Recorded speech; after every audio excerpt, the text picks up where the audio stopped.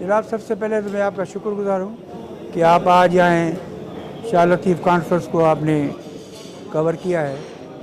अब जहाँ तक शाह लतीफ़ का ताल्लुक़ है कि 250 साल तक शाह लतीफ़ जो है वो सिंध के लोगों में इसी तरह मकबूल है जैसे आज से 150 साल पहले था।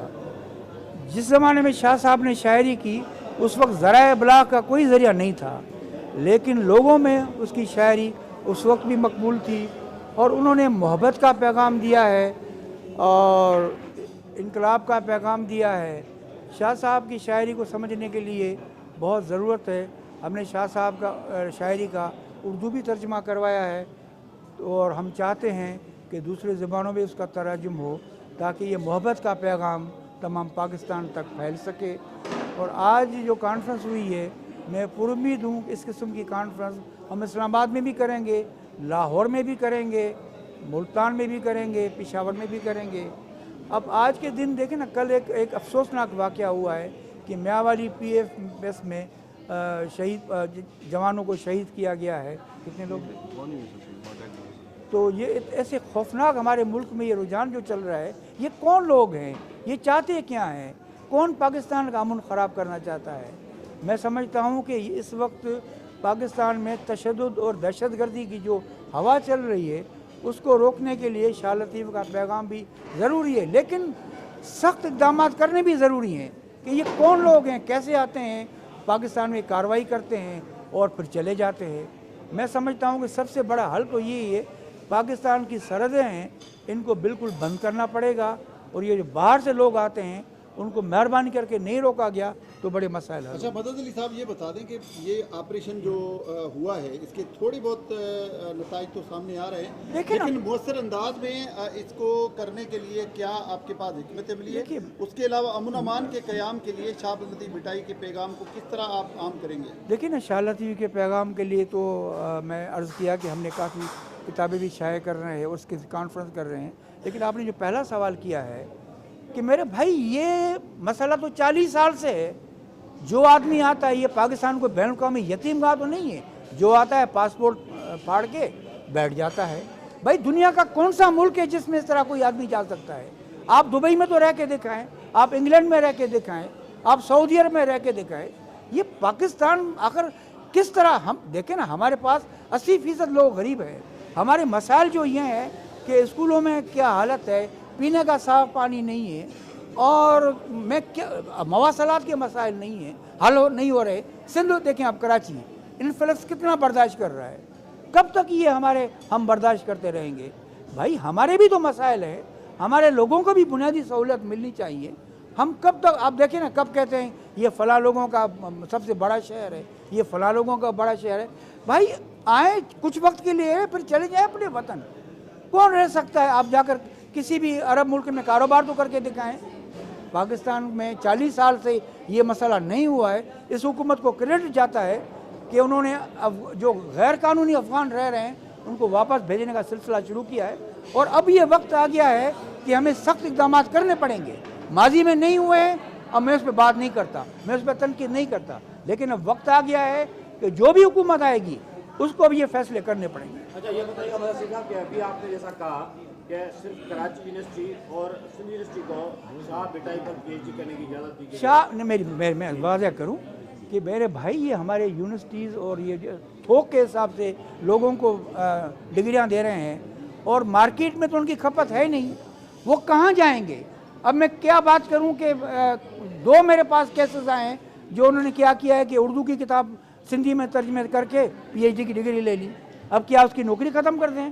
भाई ये तो नहीं हो सकता है किसी का चूल्हा हम बुझाएं, लेकिन मयार होना चाहिए।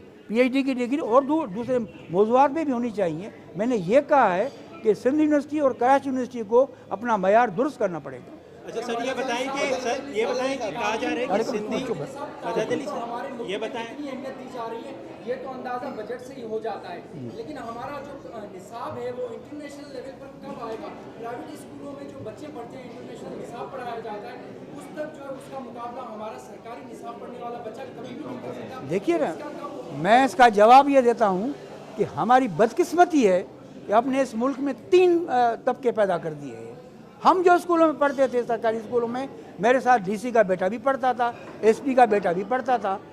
ٹھیک ہے پرائیویٹ اسکول کیوں آ گئے, کیونکہ ٹھیک ہے وہ آگے, اب وہ ان کا کہنا ہے کہ وہاں معیار تعلیم نہیں ہے, لیکن غریب تو آدمی ان اسکول میں بھیجے گا نا. یہ حکومتوں کے توجہ سے یہ اسکول کیوں نکل گئے ہیں. میں سرکاری اسکول میں پڑھا ہوں, اب دیکھیں کتنے اسکول, وہ کتنے خوبصورت بلڈنگ ہیں, 200 سال تک کھڑے ہیں. یہاں نئی بلڈنگ بنتی ہے چھت گر جاتی ہے.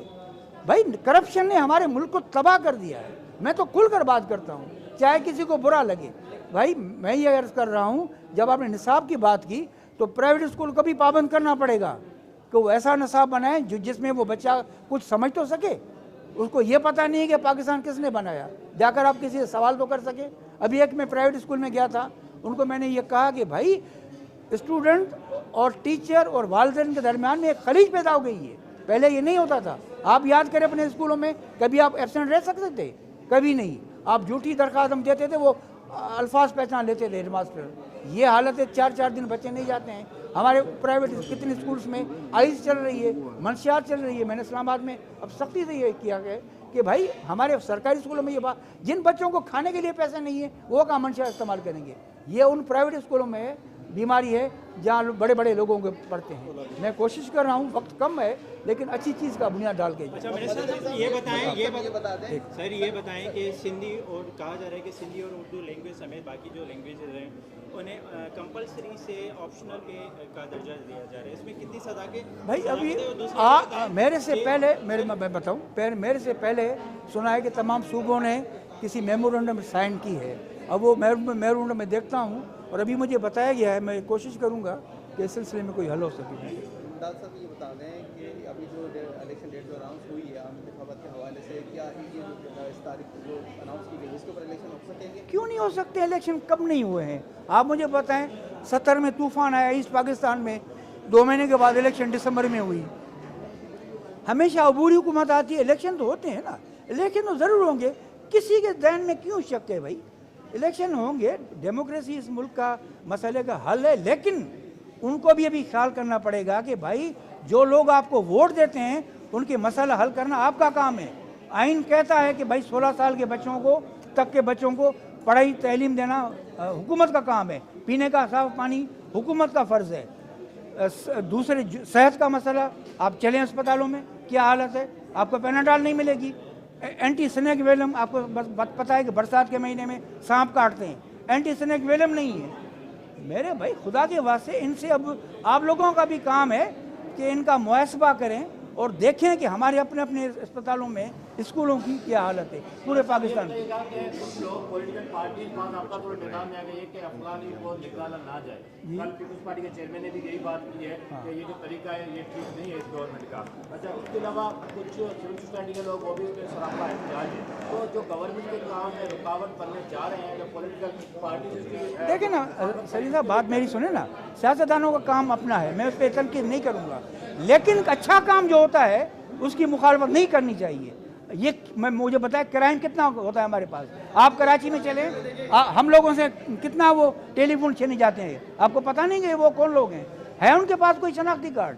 ارے بھائی اچھا کام ہوتا ہے تو اس کی مخالفت نہیں کریں, اور اچھے کام کی بنیاد اگر پڑتی ہے تو اس کو چلنے دیا جائے. مدنی صاحب یہ بتا دیجیے گا کہ IPCC نے کوئی ایسا فیصلہ کیا ہے کہ سندھ میں میٹرک اور انٹر کے جو مارکس ہیں وہ ختم کر کے گریڈ سسٹم متعارف کرایا جائے؟ اس حوالے سے یہ ہو رہا ہے, پورے پاکستان میں ہو رہا ہے, اور میں سمجھتا ہوں کہ اگر دیکھیں اگر صحیح ہوتا ہے تو چلنے دے, غلط ہوگا تو اس کو چینج کر دیں.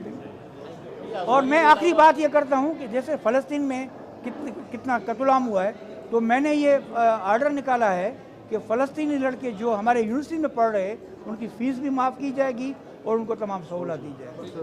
ٹھیک ہے. اور میں آخری بات یہ بھی کروں کہ میں یہ بات کرتا ہوں کہ جیسے دیکھیں ہمارے ملک میں تشدد کی خوفناک لہر ہے, اور یہ تشدد کی لہر ختم ہونی چاہیے. ابھی کوئٹہ میں 14 گوادر میں